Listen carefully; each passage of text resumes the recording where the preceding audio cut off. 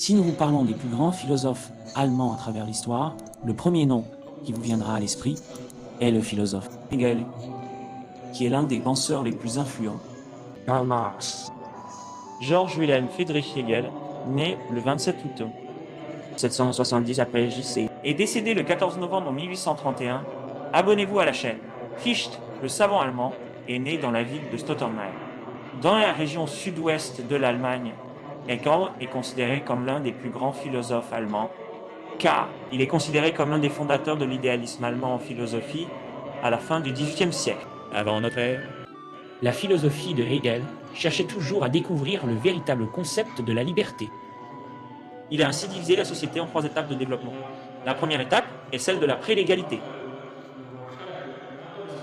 La phase prélégale est une phase sans liberté, selon Hegel, car elle repose sur le principe de la force physique ainsi que sur le principe de la force du clan et de la tribu.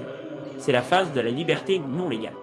Dans cette phase, le concept de liberté est basé sur le principe de la supériorité ainsi que sur le principe de la force. Quand on est fort, l'espace de ta liberté est plus grand. Quand on est faible, l'espace de ta liberté est faible et très limité.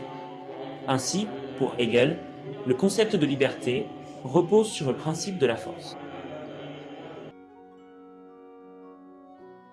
Puis vient la deuxième étape, qui est l'étape où règne l'ordre et autres. Ici, vous avez un chef. Mais ce chef peut vous exploiter au nom de la loi, au nom du désordre, et il vous retire une partie de vos droits et vous vole au nom de cette loi. Et au nom du fait qu'elle vous protège aussi, ici, nous avons un citoyen opprimé et un chef injuste, et ainsi de suite. Puis vient ensuite la troisième étape, l'étape où règne la primauté du droit. C'est l'étape où la loi est enregistrée et où elle s'applique aussi bien aux gouvernants qu'aux gouvernés. Ici, la justice sociale prévaut et le bonheur règne pour la communauté.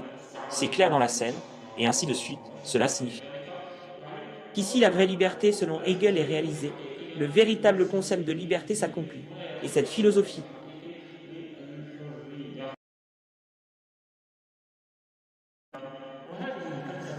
a eu une grande influence sur Karl Marx, et c'est ce que nous avons remarqué dans la théorie du conflit et la recherche de la liberté des travailleurs. Nous sommes arrivés à la fin de cette vidéo. N'oubliez pas de vous abonner à la chaîne et d'activer la cloche pour recevoir toutes nos nouveautés. Que la paix, la miséricorde et les bénédictions de Dieu soient sur vous. Prenez soin de vous.